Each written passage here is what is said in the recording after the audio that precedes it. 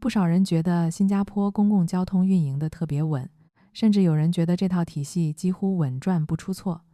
但核心问题根本不在于它多能盈利，而是当地政府从一开始就没把公交单纯当成一门做生意的项目。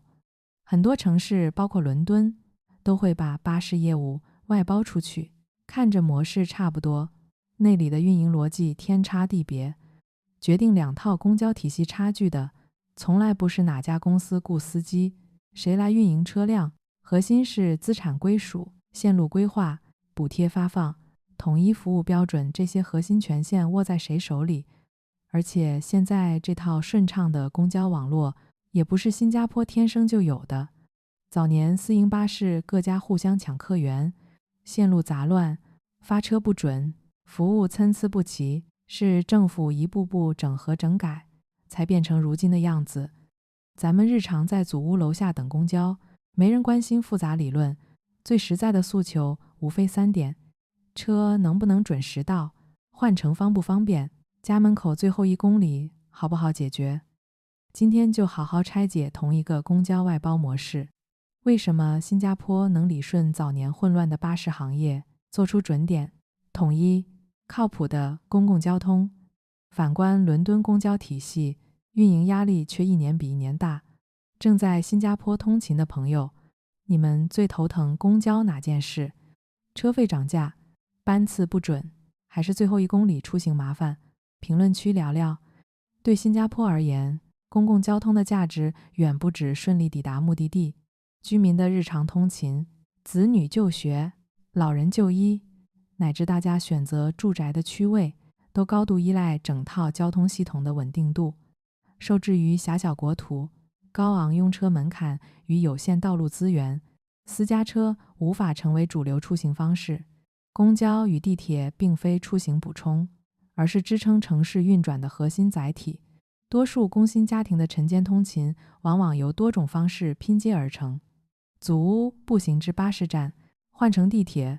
出站短途步行，部分还要接驳企业班车。整条出行链路容错率极低，任意一个环节出现班次波动，都会打乱全天安排。老年人、带婴幼儿出行的家庭、行动不便人群，对配套细节敏感度更高。巴士无障碍坡道、防雨换乘通道、平缓上下车台阶，看似细碎的设计，实则直接决定出行是否便利。基于这层现实，新加坡不会将公共交通完全交由市场化自由调节。倘若运营企业以盈利为唯一导向，客流稀少的长线、非高峰时段班次、无障碍配套、短途接驳服务都会成为成本削减的首要对象。当地治理逻辑十分清晰，优先将公共交通定位为城市民生基础保障。在此前提下，在兼顾运营效率与成本管控，你日常通勤采用哪种组合方式？步行换乘巴士加地铁，或是直达巴士？不妨在留言区分享你的通勤路线。很多人会说，新加坡公交稳定是因为政府管得好，但真正关键的是，政府把最核心的权力收了回来。答案就在巴士承包模式，也就是 BCM。 这个模式2016年全面实施后，最大的变化不是把巴士交给私人公司去跑，而是把分工彻底改写。车队资产由国家掌握，线路、班次、接驳由 LTA 统一规划，票价也不是运营商自己决定，服务标准和履约指标直接写进合同，运营商负责执行。这样一来，公司不用靠砸重资产去堵客流，政府也能避免企业一有财务压力就先砍服务。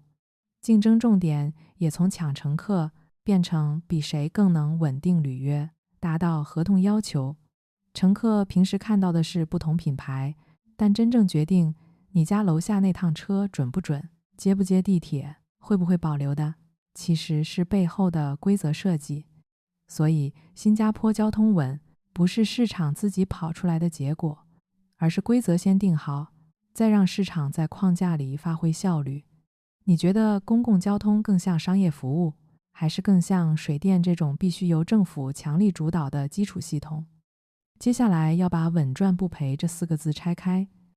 因为如果你按普通企业逻辑去看新加坡公共交通，很容易得出错误结论。它并不是靠票箱收入把所有成本都覆盖掉，然后再稳定赚钱。现实是，政府长期持续投入补贴，近年补贴规模一直在高位，2025财政预算也额外拨出资金，用来缓冲车资上涨对乘客的压力。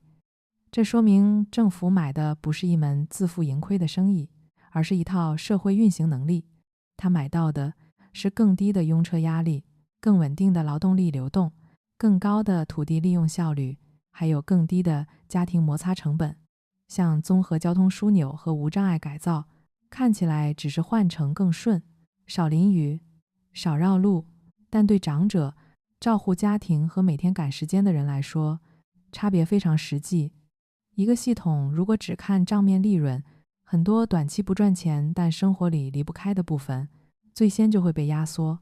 所以新加坡交通真正赚的不是公交公司利润，而是整个城市少付了很多隐性代价。如果政府每年继续投入大笔补贴，你觉得最该优先守住的是票价、班次，还是无障碍和接驳？新加坡交通最难复制的地方，其实还不是今天的准点率，而是它对未来技术的吸收能力。很多城市也会讲绿色转型、智慧交通、自动驾驶，但真正难的不是提出目标，而是把这些东西接进日常公共服务。新加坡已经提出到2040年实现公共巴士全面转向更清洁能源，并在2030年前大幅提高电动巴士占比。这个过程绝对不是把旧车换成新车这么简单，它牵涉统一采购、充电设施布局、车厂改造、维修体系重建、司机和技术人员培训，甚至连班次安排都要跟着调整。只要系统是碎片化的，任何一个环节都可能卡住。新加坡能推进，正是因为资产、标准和部署节奏本来就掌握在政府手里。自动驾驶也是同样逻辑。LTA 已经公布，会在 Marina Bay 和 One North 一带推进自动驾驶公共巴士试点，先在可控区域测试，再看怎么接入真实服务网络。重点不是做一场科技展示，而是验证它能不能成为稳定、可监管、可复制的公共服务。如果底层制度不稳，自动驾驶很容易只停留在新闻里。今天是一段，明天换一家，后天预算断掉，最后什么都接不上。你会发现，真正的壁垒不是技术本身，而是有没有一个足够集中、足够稳定、足够能执行的治理底盘。没有这个底盘，再先进的车也可能只是摆设。你更期待电动巴士带来的安静和减排，还是更关心自动驾驶会不会真的进入日常通勤？